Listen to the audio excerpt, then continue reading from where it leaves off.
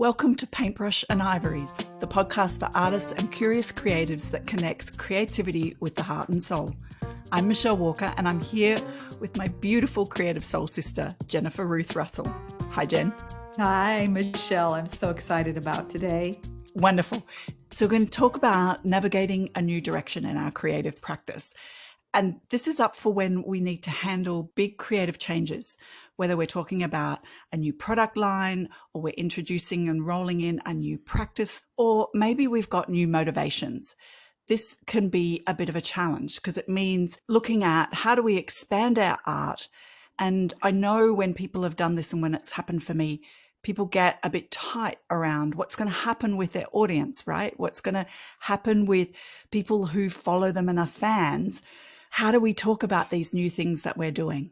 So that may produce some anxiety, or it might just produce great new horizons.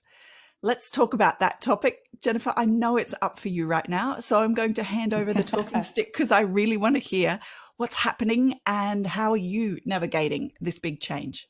Well, I'm grateful to talk about this today because I feel like I've come out of the other end of the birth canal, because it does feel like a birthing, a new way of being with your artistry. I think this is a conversation after you've been doing art for a while. You know, let's say you've been doing your art for a while. I've been writing songs for a while. So I'm just going to tell you my story about it. I've been writing a lot of songs. I've recorded over 140 songs and gotten them out in the world. A lot of them children's songs and then big people songs. And most of them are spiritual songs. And most of the things that happen to my artistry comes from a spiritual base. So a couple of years ago, I was on a vision quest and I heard really clearly from Lady Venus herself, from the planet Venus, a directive. And I love it when I get divine directives because I know they're going to be changing me as well as asking me to do something beyond what I know. At the same time, I know that there's going to be some stuff that happens that's going to be a little uncomfortable. Let me just say that, because it is uncomfortable to grow, especially when you're all comfy in what you're used to. So writing songs had gotten to that place of mastery for me. I know a good song is constructive and they come easily to me, but these were songs that would come through another way, a completely different way, and that's through light language. And light language is a gift of the spirit. You could say, I call it language of the angels. It's a language beyond what we can understand as humans. However, there are some humans that can interpret the language. I'm not one of them. So this language was given to me when I was 18 years old, and I kind of kept it in my back pocket, and I was told that it was really good to just edify my own soul. And then about 3 years ago, it started to just perk up, like wanting to be spoken. And then as I've been working more and more with the angelic realms, singing, these words started to be sung. They wanted to be sung. And so I remember coming to visit you. They came to Australia. Before that, I went to play with the dolphins, and my whole body was just like wanting to sing to the dolphins, wanting to participate with them in this way. And it was so beautiful for me. It just felt like a total lifting up. And the people that were around loved it. But it was just a very sacred, private thing. Yeah. And then Lady Venus said, it's time to now bring it to the world. And I want to imprint in these songs the opulence of the universe. I really want to use this as a tool to bring in abundance for all, which is something that I'm always working on. So after I got the divine directive, I kind of felt like I needed to go through a place of getting permission on the earth plane, right? Not really from other people. However, other people were involved. And I started to use it more in my academy and during my monthly healing meditation sanctuary. And it has been uncomfortable. At the same time, it's been exhilarating. So it's kind of like that feeling of gas pedal on, brake on, you know, my human self going, oh, because one of my gremlins, and I always tell people, allow your gremlins to talk because they're just always going to be there. And one of my gremlins is no one ever wants to hear what you have to say. So that gremlin and all my gremlins, I see them now as they're all lined up in a queue wearing little shower caps, waiting to go to the outhouse, right? And I always see them that they're all droopy. They look kind of like zombies. And I say to this one, I go, thank you for sharing. But that means that I'm growing. I know that I'm growing. I'm going out of my comfort zone. Yeah. And here is a language that probably no one else is going to understand either. But it's a language, a song, a vibration that's beyond the logical mind. And Lady Venus has told me that it actually, these songs are imprinted with light codes of pure gold. So this is the time that we're being asked to step out of the old curse of Cain, which is the burden of labor and defeat and the hard life of being a human on the planet. So I know that this is a really high calling. And it's been a process of me, first of all, just like, I'm just going to put it out there. I'm just going to slam it out there. And then having to really deal with my own emotions around it, because it's like I'm doing my very first album again.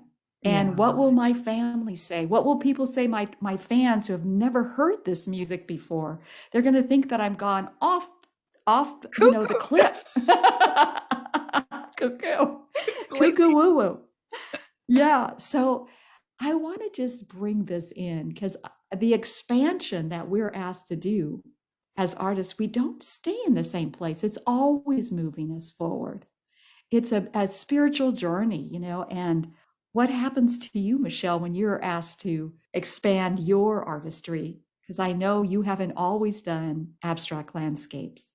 No, I haven't. And I love hearing your story. And I am so in awe of the fact that you had it tucked away for so many years and you just let it be out a little bit. And now you're responding to being asked to really bring it into the world. My journey has been a little bit more under the radar. I feel that I've played and had this love of silversmithing and jewelry for about 18, 19 years now. And that was traveling in parallel with me running my business. So I could go and I always dedicated time, but there were chunks of time where it just, and I actually ran into someone on the weekend who hasn't seen me for a couple of years. And she said, how's your jewelry going? And I said, great. And I'm also painting. So I started painting about 7 years ago, and I did it as part of my coaching credentials, using creativity to help women really engage with what's up for them and what they need, what lessons and kind of where they're at in life, to get to know themselves better, to really understand themselves. So I was known for painting goddesses and beautiful Buddha heads and that kind of ilk. And I would call that sort of spiritual painting or figurative spiritual painting. But January last year, I just got hit with this awareness that my whole career of working in the environment and my love of smushing paint onto canvases, right in the middle sat this practice called abstract landscape. So it kind of didn't matter that I did this 90-degree turn and went, right, this is what I'm passionate about. And I literally said to someone, I know what I want to be when I grow up. I want to be an abstract landscape painter. And for me, that's kind of that's great. And it feels very deep. It feels like it overlaps. And I feel like I kind of got away with it because although I changed radically, I didn't leave my jewelry behind. I still love doing it. I'm in the studio yesterday making enamel earrings. But I'm also, the next day I'll be back painting again. So I feel like sometimes it can be a 90-degree turn, but we don't always have to leave behind what we used to do. And I didn't have any of the gremlins because it's made perfect sense to people once they realized what I was doing because of my environmental background. It felt like people were like, yeah, right, that makes sense. Yeah, I get that. So maybe I just... I navigated a change, but it wasn't such a scary change for me. It really was not about that.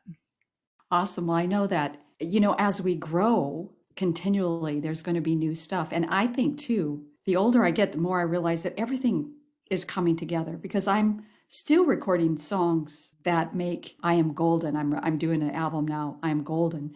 And that makes perfect sense to anybody that speaks English, right? So still doing that. That will always be a part of me.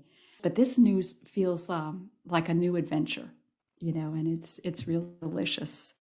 and we'll see if it's embraced. And I got to the place because it's just being released as we speak today, right? And as it's being released, I had to come to a place of what does this really mean for me?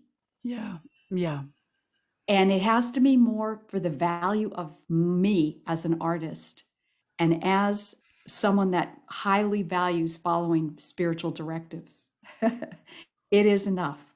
So if it is not received well, I'm telling you today, and I might speak differently in a week, I'm okay with whatever happens.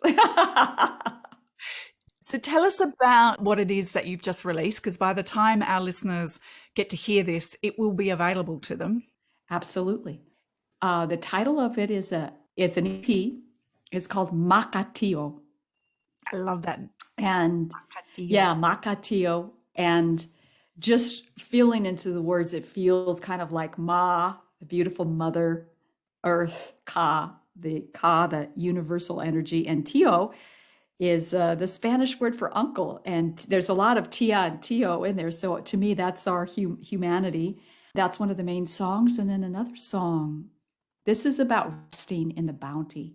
And the thing that is so different about this music is it's instantaneous. We can't go back and do the tracks over and over because once the language is spoken, it is done. So if it's not a good take, a whole new take has to be taken. But my husband, Michael, who produces all my stuff, he's like, well, let's just go in and punch it in this part. And I said, no can do. We can't do that with this. It's a whole different thing for me. So where before I would use a lot of my crafting, and the techniques I learned and the techniques I've used, everything is thrown out the window. It is like live on the spot. Let's go. And then things can be added to it, but not really fixed inside of it, if you know what I mean. Yeah. So not only are you learning the expression of this new form, but the production of it has to be completely rethought because the old ways don't kind of translate. Yes. That's a great. Yeah. And, and Michael, who has no clue about what I'm doing, of course, he makes fun of me, but it's so funny because I have no ego about it. I don't feel any defensiveness at all when he's saying, oh, speak some of that machi stuff, I'm like, okay, it's no big deal. It's not like this is my art, it is just feels like it's just something I am to give. Yeah. And so a really lovely project has come up, very primal, very guttural, very much of the earth, and yet it's a call and an answer. It's a call and an answer, like we are ready to step into a whole new way of doing things on this planet, of really a world that works for everyone. And this is the call and the answer, and it's very powerful. And the one piece that I absolutely am in love with, I'm in love with all of it, but Rest in the Bounty is just it's almost like I don't know, it's an angelic piece that just is resting in the provision of the Divine Mother, just allowing yourself to receive and just be in it. You don't have to do anything. It's just like grace. You just receive it, and it's, I cry every time I hear it. It's only 2 minutes long, but it was something that just happened. We were able to capture it, and now it's available for the world. Yeah. So that's a little bit about it. Magic. I love it.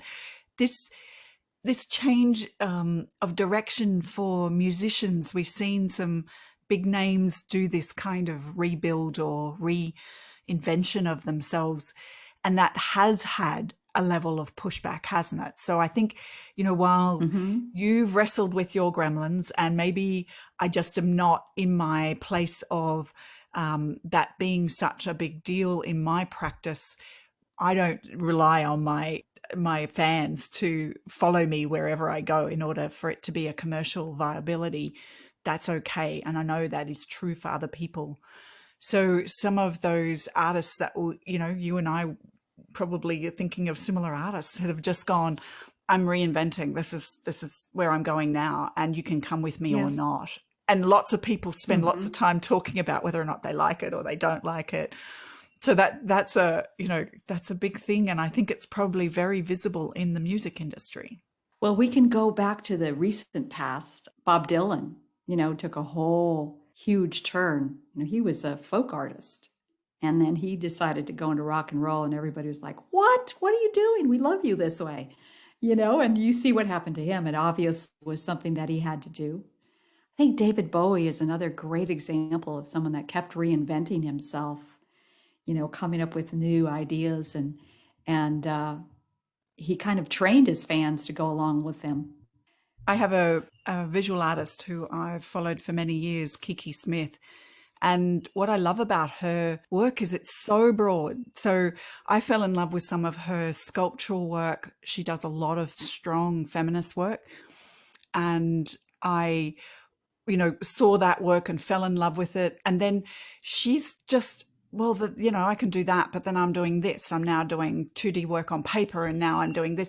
And she has I've seen an interview with her later in life, and she's got this incredible body of work behind her, and it's incredibly varied. And she's very unapologetic about it, that she's changed and switched. And there's something in that really gives me hope, and I admire immensely, because it says, well, this is just the work I'm doing.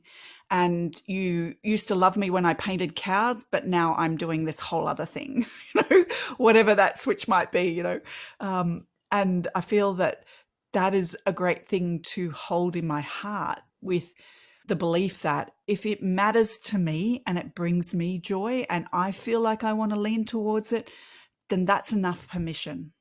It still has to be good when it goes out, and I still have to master whatever it is that I'm putting out there in the world. It's not, I liked your language when you said you were just going to slam it out, that thing of get it done. That's the great, kind of finisher sort of speaking there, that put stuff out in the world. But there is an energy about the way that we bring things into the world. So even if it is new, it can be done with all that love and clarity, and put out with the joy and the story, right? So are you finding that you're spending a bit of time talking about this new body of work and explaining what it means to you and where it's come from? Yes. I feel like that's my job as well, is to educate my fans, and they can choose to come along with me or not. I have a feeling I'm going to get a whole different group of people that are going to start, really being attracted to this. But to me, I feel like I need to educate them. I've given them the history of what happened to me, and also what is light language. Light language is a new language to me. When I ask, because there's a lot of different definitions, a lot of people use light language just with their hands. You might have seen people moving their hands in different motions. Some people draw light language, some people speak it. To me, it is a language of the angels, but more than that, it sounds ancient to me, but it feels futuristic. It feels like a galactic language. So go with me here, because we're going to go beyond logic. But as we ascend and we start to really connect more and more with our star brothers and sisters, we're going to need to have a language to share. And this feels like a trade language, almost like a shared language. I've been told that it's a language of the angelic realm, and that it's a language from the future. To me, what happens when people hear it, they are flooded with love and feeling that place of a deep peace, and healing happens. I've seen that happen. So it kind of takes us out of the logic of, well, music is healing anyway, but this is a little deeper. It's like that. I don't know if you've ever had something happen when you've done something, and this happens many times to me, of when I'll sing something, and to me it's the greatest honor. Not one person will clap. It's just silent, and just steeping in that place of deep reverence and wow. And I'm just the vessel that has brought it through, and to be able to experience that from that side is just one of my favorite feelings in the world, of just being able to give the gift and not worry about the results, and just know that the results are extraordinary. That's how this feels to me. I've got to say, light language, when I first heard it, and I've heard it through you and through some of our colleagues, it felt familiar. It felt beautiful. It felt lovely to just bathe in it. but it felt truly familiar. The way that I have had experiences where I have been kind of somewhere and something has felt familiar, even though I'm never been there before. There's some energy of it that part of me recognizes. And I truly love listening to it, being one to receive. So thank you. Thank you. Thank you. Thank you. Yes. Well, I really believe we're all going to start. I think there's a lot of light language that goes into your paintings.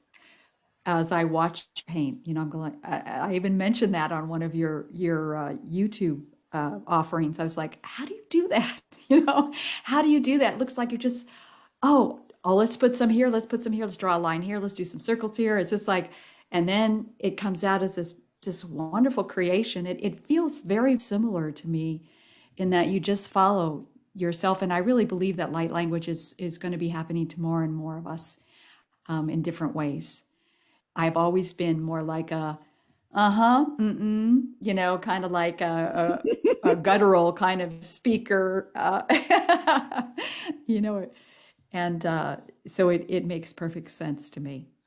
Yeah, that this would be becoming more and more part of what I'm offering. I love that you mentioned that YouTube interaction that we had, because it's kind of funny in that I feel an energy about a shape. So maybe the connection is there, but there's definitely something that says this shape, this color, this this value, dark or light, and that does come from lots of making. I know we've talked about mastery, but there is something that when I first started trying to do that very work, it wasn't nearly as good. It was much more halting and I didn't know what to do next. So the flow is something that's come, and the expression of it in that, listening to you talk about how you feel when the work comes through you, I feel the same way when I'm making marks. And I particularly like the sort of little abstract minis that I get to do, because there's just something really neat and contained about them. But it is this joy of how things work together. And I'm always thinking about Mother Earth, even if it's not conscious, it's always there for me. It's this connection to nature and the natural world that I feel myself a part of. I've never had the dominion over thing, partly not having a strong Christian religious upbringing, but I always saw myself as a creature of nature, and that's what drives that mark making. And therefore, what you're recognizing may be something that I'm not even conscious of, but is part of that expression. Oh, it's such a joy to be here and witness you releasing this work, because I know that it's going to go out there and do incredible things in the world. And I'm very excited that whoever listens to this podcast is going to hear about Makatea as well. Is there anything else before we wrap up, talking about navigating big change? There is one more thing that I wanted to add that what you just shared brought up for me, is that there is a surrender. But my part of this is that I'm learning and working with it more is the intention, my intention. What is the intention? What is the context for this light song and this piece of art? And then, of course, it's wonderful to go into that place of like, I don't have an agenda. I don't have an intention. Just do this thing through me and allow yourself to be really used by, to me, the heavenly realms, or especially Mother Mary works with me a lot. And Lady Venus has just come in full on. Like, Venus is a very important planet for us, and they have a lot to share with us. As they move up closer to the sun, because we're all becoming suns, right? As they become more, they're higher than us. So as they move up, we're going to take where they are now. So they're kind of like our older sister planet and have a lot to do with where we're going. So I love just like going outside and singing to the trees, going outside and singing a blessing to all of nature. I do that every morning, and it just thrills my heart, gets me tuned in with Mother Earth and what's going on. But I think it's important for all of us to sing. Singing really brings the left and the right brain together, and it really helps you to feel balanced and grounded. Oh, yeah. So even though I don't sing, I used Oh, to, you do sing. I know, but when I believed I didn't sing, I could still, if I was in a funk, I often did this in my car, I would sing Amazing Grace. And I was always frustrated because I never knew all the words. But having that resonance come through me would change my energy and lift my emotions to a point where I felt at peace or happier. And I always had that Amazing Grace trick that if I needed to, I'd step out and, away from a group and I'd just hum a few bars. So I know that that frequency stuff, even though it's probably not my main medium, but I love that what you're doing with light language is almost like abstract singing, and I do abstract painting, because people say, where are the, where are the people, or where are the faces? Or my beloved uncle, when I took him around my recent exhibition, my aunt and uncle came, which was a big thing, and I said to them, would you like me to take you around? And they said yes. And I introduced them to the first painting, which I said, this is Memories of a Coastline. And for those who, I'll put an image of it in the notes. It's abstract, right? And he put his arm around me and he said, kiddo, I'm sorry to tell you, it looks like no coastline I've ever seen. And I just laughed because I said, if you're looking for a kookaburra on a post, you've come to the wrong artist and the wrong exhibition. So we had a big giggle about that. But I feel like there's abstractness to the light language from uninitiated, but you can still get something from the experience of it, just like you can get something from an abstract landscape that doesn't have a tree and a post and a kookaburra.